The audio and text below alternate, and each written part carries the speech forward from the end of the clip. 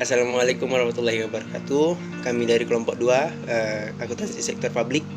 Kali ini akan membahas tentang akuntansi keuangan daerah. Yang pertama yang dijelaskan oleh saya sendiri.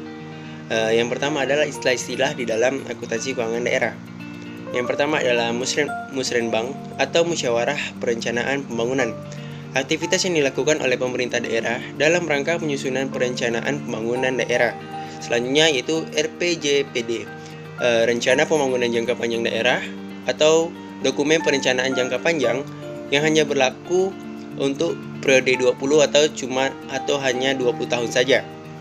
Selanjutnya ada RPJMD, Rencana Pembangunan Jangka Menengah Daerah. Dokumen ini merencanakan jangka menengah daerah yang hanya berlaku 5 tahun atau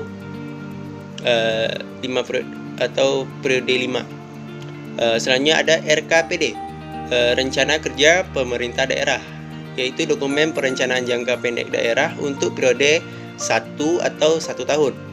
Selanjutnya ada Renstra SKPD, Rencana Strategis SKPD, yaitu dokumen perencanaan strategis SKPD untuk periode 5 tahun saja.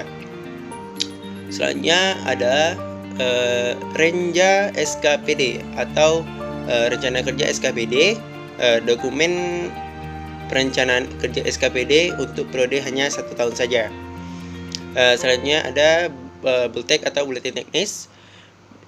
Buletin Teknis ini merupakan informasi yang diterbitkan oleh KSAP yang memberikan arahan atau pedoman bagi entitas akuntansi dan entitas pelaporan untuk mengatasi permasalahan akuntansi yang ditimbulkan dalam penyusunan neraca awal.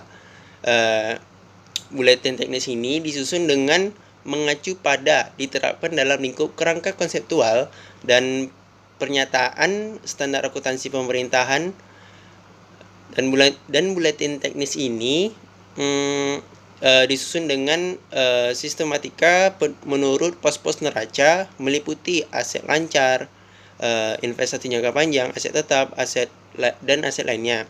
Kewajiban dan entitas dana dalam setiap pos dijelaskan mengenai definisi, klarifikasi, uraian ringkas, termasuk pengakuan dan penilaian dan pengungkapan, dan kasus-kasus yang berhubungan dengan masing-masing komponen dan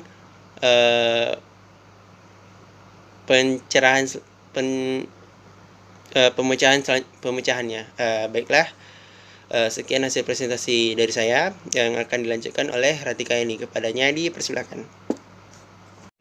Baiklah, materi selanjutnya akan dijelaskan oleh saya, yaitu keterkaitan konseptual framework SAP, IP, SAP, Bultek, dan sistem.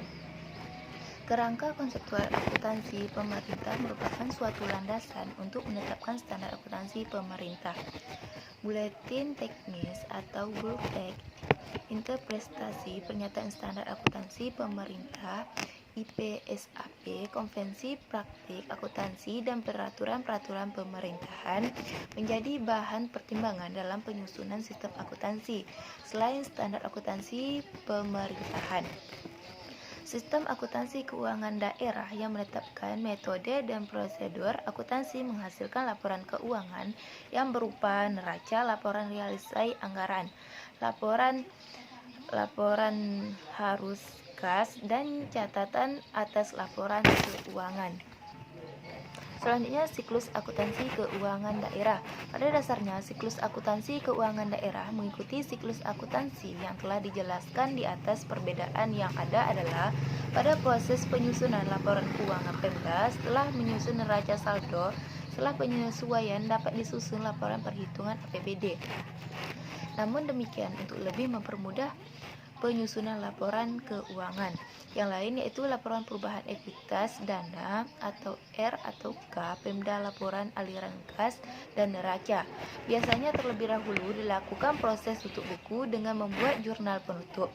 Kemudian setelah jurnal penutup itu diposting, barulah disusun ketiga laporan dimaksud. Selain itu, perlu diketahui bahwa siklus tersebut didasari pula dengan konsep artikulasi. Sebenarnya sangat mungkin dalam lingkup sektor publik ini diterapkan konsep non-artikulasi mulai dari proses dan siklus akuntansi hingga tersusunnya laporan keuangan. Baiklah, selanjutnya akan dijelaskan oleh teman saya, yaitu Anissa Triana Sari. Selanjutnya ada transaksi akuntansi keuangan daerah.